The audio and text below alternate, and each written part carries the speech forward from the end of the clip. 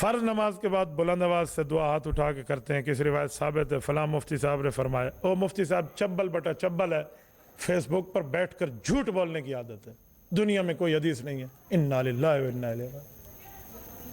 محدث یوسف بن نوری رحمہ اللہ نے معارف السنن میں 8 حدیثیں اس پہ نقل کی ہے کہ آپ ہاتھ اٹھا کر نماز کے بعد دعا کر سکتے ہیں۔ ترمذی کی شرح معارف السنن اٹھائیں، 3 جلد میں حضرت نے لائن لگائی ہے، 2.5 صفحے اس پر دلائل دی ہیں۔ ہمارے اکابر اس پر لکھتے جا رہے ہیں اور یہ کہ ثابت ہی کوئی نہیں ہے۔ تردید آپ محدث یوسف بن نوری رحمہ اللہ کی پہلے کر رہے ہیں۔ یار اس مسئلے میں یہ کہو جی میں نہیں مانگتا تو ٹھیک ہے نا، امت کو گمراہ کس بنیاد پہ کر رہے ہو؟ اعلاء السنن میں اس پر حدیث موجود ہے، شعب الایمان بہقی میں اس پر حدیث موجود ہے، جمع الجوامع میں اس پر حدیث موجود ہے، تفسیر ابن کثیر میں اس پر حدیث موجود ہے، کنز العمال میں اس پر حدیث موجود ہے۔ اس پر میرا یوٹیوب پر مستقل کلپ ہے۔ مسئلہ یہ ہے کہ آپ نے ان جیسوں کو سنا ہے، آپ نے ہم جیسوں کو نہیں سنا۔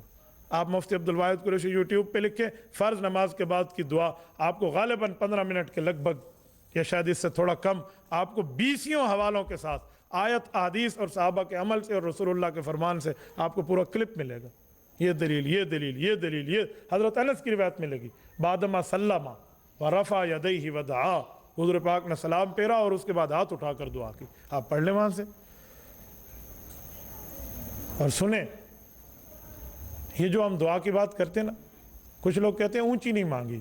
میں نے کہا اچھا کون سی مانگنی چاہیے؟ چلو آہستہ مانگیں، کہ اللہم انت السلام منک السلام والی دعا۔ میں نے کہا حضور نے مانگی؟ کہتے جی ہاں۔